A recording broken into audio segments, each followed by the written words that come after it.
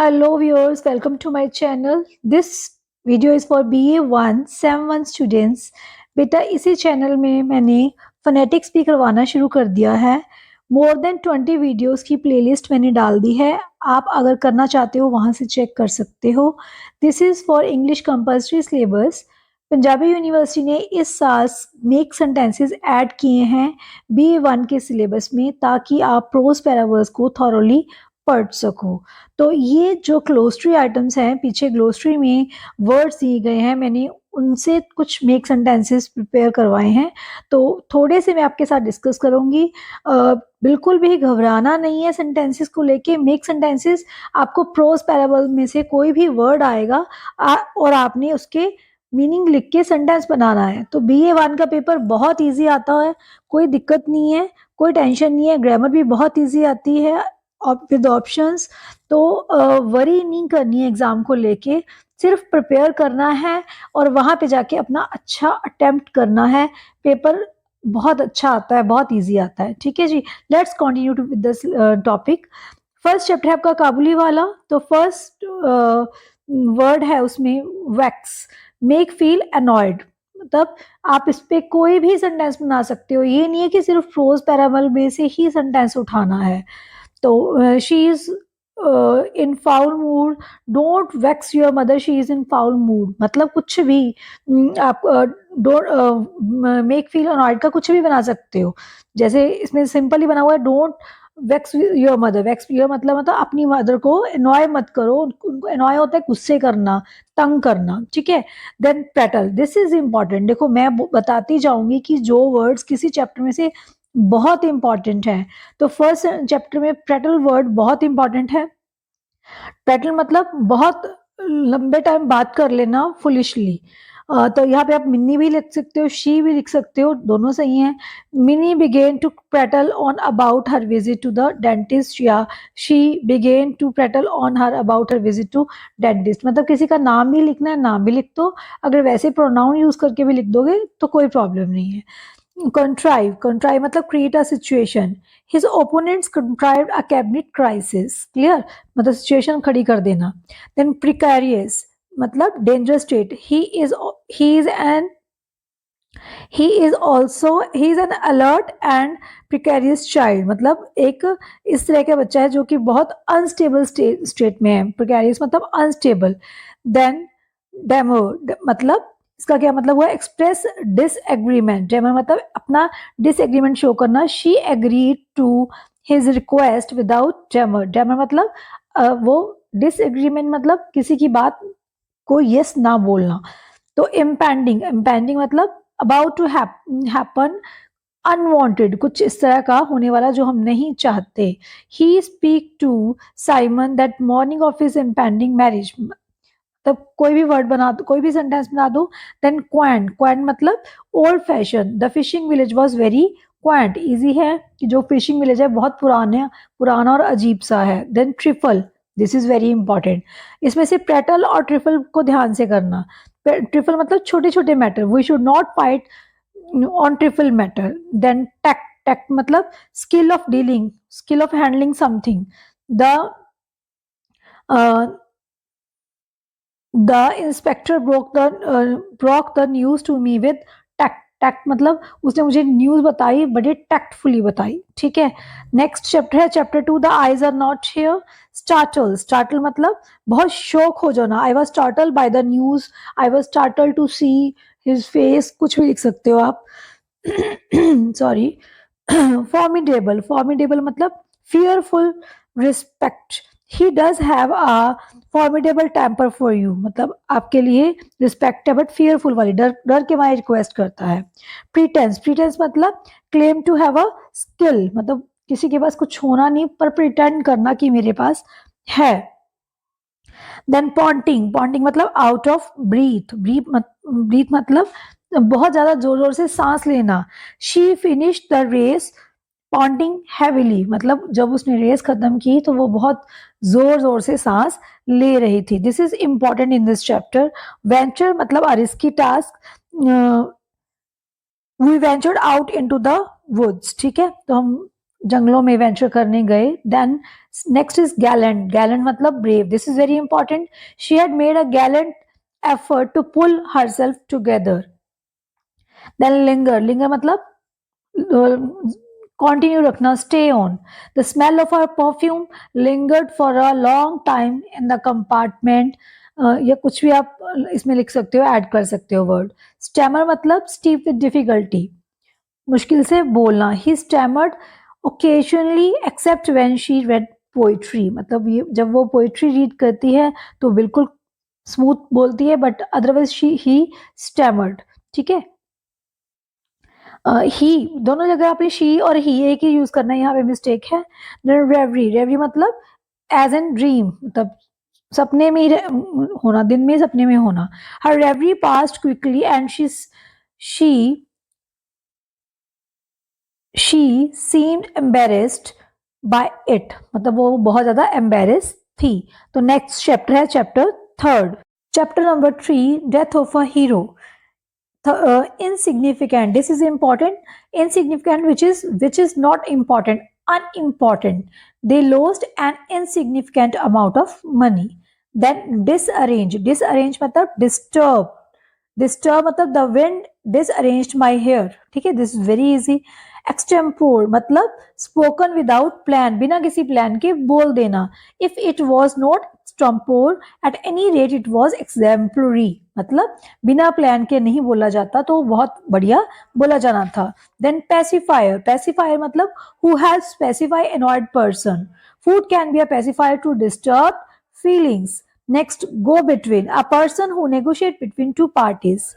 He acted as a go between. Go between मतलब जो person दो पार्टीज के बीच में नेगोशिएट करता है, उनके बीच में कुछ अरेंजमेंट करवाता है. देन एक्सोल्टेशन मतलब या प्राइड फीलिंग. प्राइड मतलब बहुत ज्यादा किसी के प्रति प्राइड वाली फीलिंग हो जाना, जिसके ऊपर मान होना, है ना.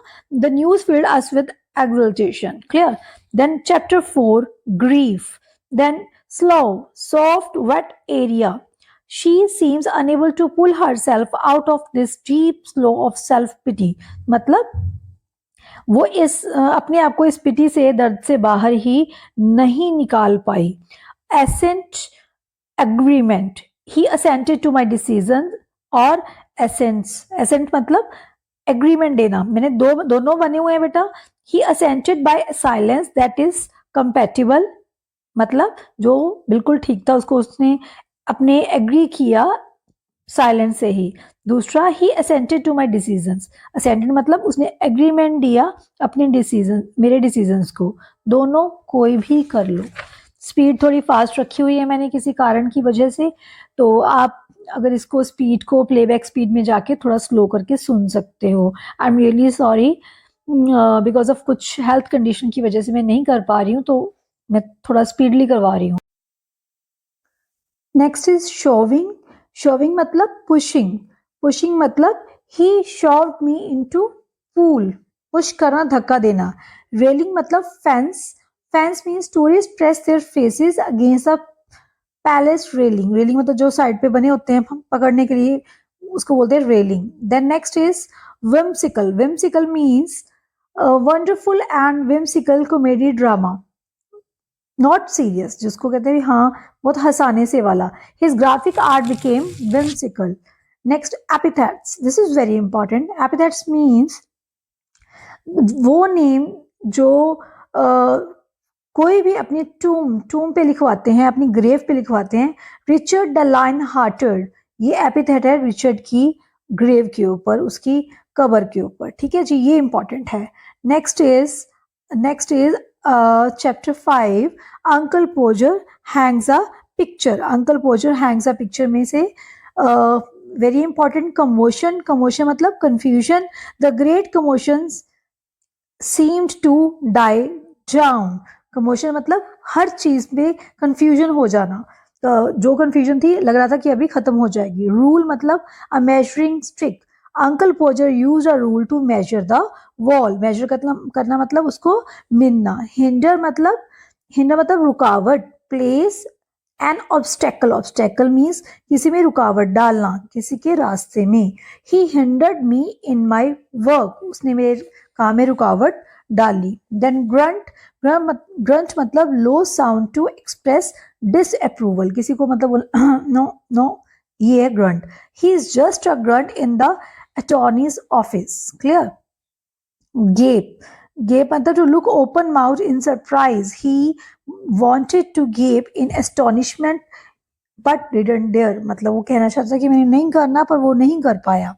स्नियर मतलब डिसअप्रूवल एक्सप्रेशन, मतलब जब हम थोड़ा सा शी स्नियर्ड एट माई प्रपोजल, ये वाला सेंटेंस इजी है, जो ब्रैकेट में लिखा हुआ वो आप कर लेना. स्नियर्ड मतलब थोड़ा सा फेस बना देना कि नहीं मैंने नहीं करना, है ना. Next is chapter number 6. बेटा इंपॉर्टेंट वर्ड्स हैं, बस यही देख लो आप. कर्ट, रूड मतलब बहुत ज्यादा. His tone is curt and hard, मतलब रूड मतलब बहुत ज्यादा कड़वी होनी. Arena मतलब field. Congress became an arena of opposing views. Next is gleamed. Gleam मतलब shining. His black hair gleamed in the sun. ये important है. कुछ जो बेसिक वर्ड्स है ना बेटा, जो रूटीन लाइफ में यूज होते हैं, वो उस तरह के पेपर में आने के चांस होते हैं. Swarmed मतलब crowded around.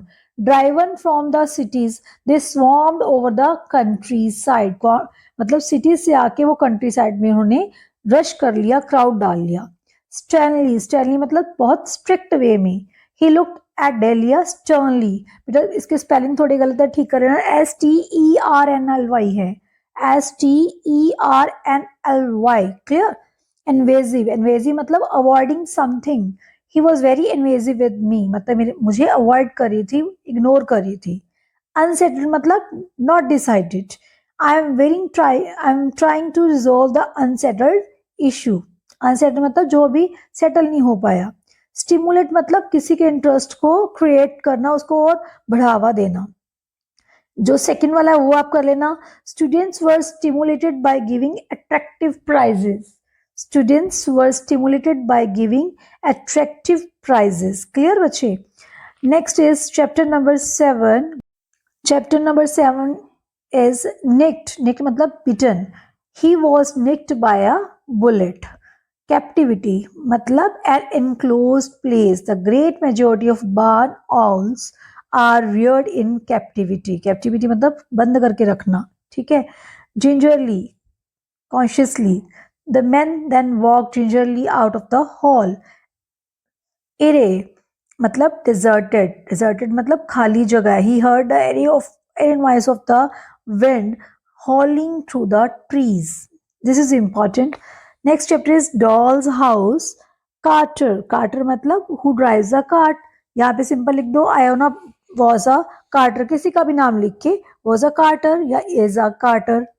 Sacking मतलब rough fabric. Sacking वही जो बोरियां सी होती है ना. The farmer grabbed a handful of sacking and rubbed down the cow.